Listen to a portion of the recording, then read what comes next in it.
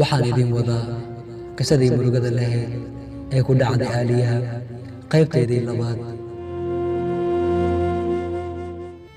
Aaliya noloshii oo dhan ayaa cariiri ku noqotay oo adduunka oo dhan ayay ka aamin baxday. Kalsoonidii ayaa ka dhammaatay, cidla ayay weersanaysaa, mugdi ayay gashay. Waxa ay noqotay qof iska nool oo keliya.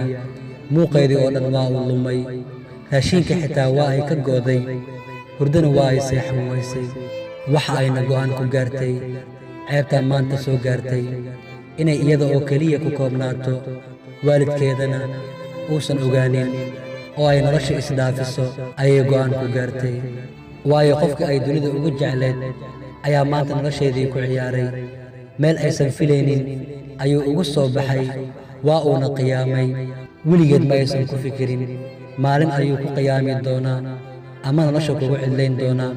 Ilaa xad ayay ku kalsooneed, qof wanaagsan ayuu iskaga dhigi jiray, iyadana war ma aysan u haynin oo jacaylka ay u qabtay ayaa indhaha tiray. Wax walbana ay u samaysay, waxa ay u samaynaysay sida ay asiga ku heli lahayd, laakiin ma aysan noqon. Aaliya waxa ay noqotay qof nolol iyo geeri u dhexeeya, oo daacadnimadeedii ayaa lagu khiyaanay. Mararka qaar si walba waad daacad u tahay, qof baa jira oo daacadnimadaada kugu khiyaanaya. Aaliya hooyadeed waa ay ka naxday, waxa ay ka naxday xanuunka maanta gabadheeda haysta. Maalintii dambe Aaliya guriga waxa ugu imaaday ardadii ay isku fasalka ahaayeen oo aan warba u haynin Aaliya wixii ku dhacay. Marka ay la kulmeen waa ay ka naxeen sida ay Aaliya noqotay. Ma aysan filaynin, laakiinse wax walba waa qadar Alle. Waxaa jiray wiil ardayda ka mid ahaa oo Aaliya si xad dhaaf u jeclaa. Wiilkii waa uu ka naxay marka uu arkay dhibka Aaliya maanta haysta. Waa uuna weydiiyey waxa ku dhacay Aaliya. Labadooda laba saaxiib ayay ahaan jireen oo wax walba waa ay isku sheegan jireen. Wiilkana waa uu ogaa inay qof jeceshahay, saas awgeed ayuu jacaylkiisa ugu sheegan waayey oo iyadana waxba maysan ka qarin jirin. Wiilkii si gooni ayuu Aaliya ula hadlay. Waxa uu ku dhahay, Aaliya ii sheeg dhibka maanta ku haysta, waxbana ha iga qarin, wax walbana inaan xalino ayaan isku dayaynaa.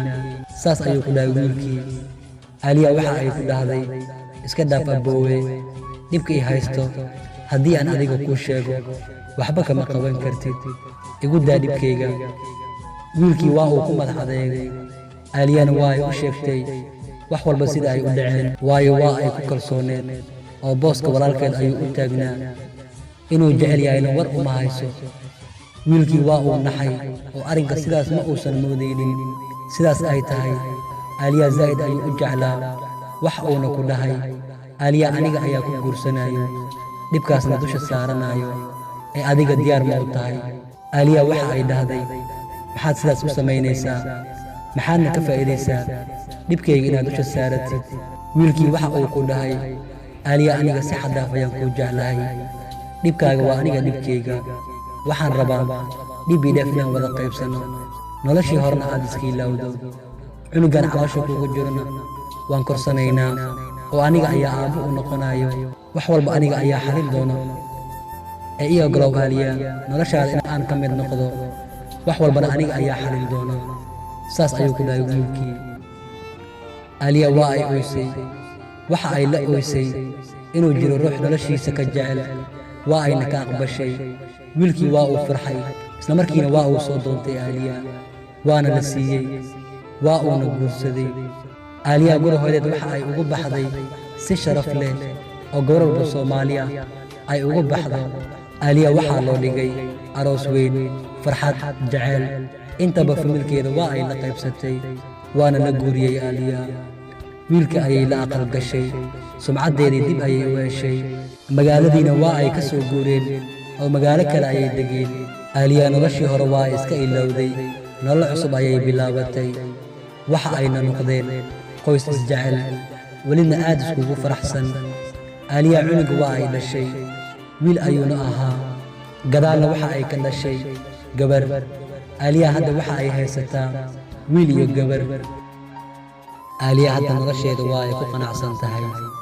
Qisadana waxa ay igu soo dhiibtay inay cashar u noqoto gabdhaha Soomaaliyeed si aysan beri ka maalin ugu dhicin gabar Soomaaliyeed qisadan oo kale ah. Aniga waxa ay ii noqotay cashar. Waxay dhahday ma doonayo gabar Soomaaliyeed oo aniga oo kale inay casharkan oo kale ku dhacdo. Waxaan gabdhaha Soomaaliyeed u sheegayaa inay ka fiirsadaan cagtooda meesha ay dhigayaan. Waa aniga dardaarankayga. Aaliya sidaas ayay idin dhahday. qisadana waxaa idin soo diray Aaliya. waa ayna iga diiday inaan idin sheego meesha ay joogto. waa anigoo ah walaalkiina Saa'il Cali. qof walba qiso ku dhacdayna waa uu ila wadaagi karaa. qaybta hore haddii aadan daawanin ka daawo description-ka.